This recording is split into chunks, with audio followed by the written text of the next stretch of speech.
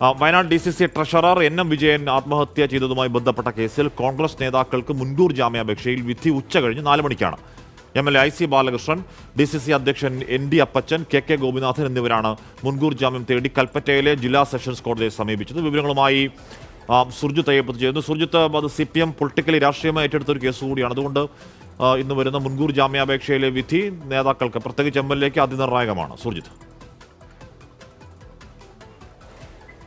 തീർച്ചയായും MLAക്കും കോൺഗ്രസ് നേതാക്കൾക്കും അതിനിർണായകമായ വിധിയാണ് മുൻകൂർ ജാമ്യാപേക്ഷയിൽ പറയാൻ വേണ്ടി പോകുന്നത്. ഇന്ന് വൈകിട്ട് 4 മണിയോട് കൂടിയാണ് കൽപ്പറ്റ സെഷൻസ് കോടതി വിധി പറയുക. ഇന്ന് രാവിലെ കേസ് കോടതി പരിഗണിച്ച ശേഷമാണ് അത് 4 മണിക്ക് വിധി പറയാമെന്നുള്ള കാര്യം വ്യക്തമാക്കിയിരിക്കുന്നത്. എന്തായാലും ഈ കേസുമായി ബന്ധപ്പെട്ട് IC ബാലകൃഷ്ണൻ MLA, അതോടൊപ്പം തന്നെ DCC പ്രസിഡന്റ് ND അപ്പച്ചൻ, മുൻ കോൺഗ്രസ് നേതാവ് കൂടിയായിട്ടുള്ള KK ഗോപിനാഥൻ എന്നിവരാണ് ഈ കേസിലെ പ്രതികൾ. സ്വാഭാവികമായും കോൺഗ്രസിനെ സംബന്ധിച്ചുള്ള വലിയ രീതിയിലുള്ള രാഷ്ട്രീയ പ്രശ്നമായി നേരിടുകയാണ് കോൺഗ്രസ്. കാരണം ഈ വിഷയത്തിൽ DCC ട്രഷറർ NM വിജയന്റെയും മകന്റെയും ആത്മഹത്യയുമായി ബന്ധപ്പെട്ട് ഗുരുതര ആരോപണങ്ങൾ ഉയർന്നു. ഇതുമായി ബന്ധപ്പെട്ട് നിയമന കോഴ വിവാദമടക്കമുള്ള വിഷയങ്ങൾ ഉയർത്തിക്കൊണ്ട് CPM വലിയ സമരങ്ങൾ നടത്തി.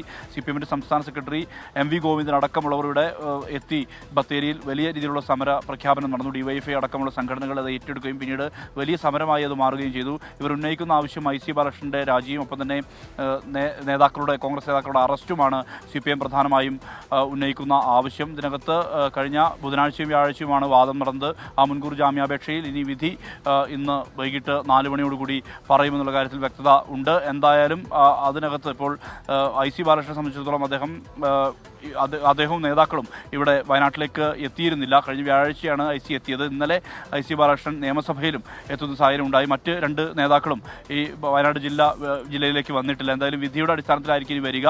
ഒരുപക്ഷെ ഈ കേസുമായി ബന്ധപ്പെട്ട് ഇനി നാളെ വിധി മുൻകൂർ ജാമ്യാപേക്ഷ തള്ളിയാൽ സ്വാഭാവികമായും നാളെ ഞായറാഴ്ചയാണ്. നാളെ അറസ്റ്റ് അടക്കമുള്ള നടപടികളിലേക്ക് പോലീസ് കടക്കുമോ എന്നുള്ളതാണ് കണ്ടറിയേണ്ടത്.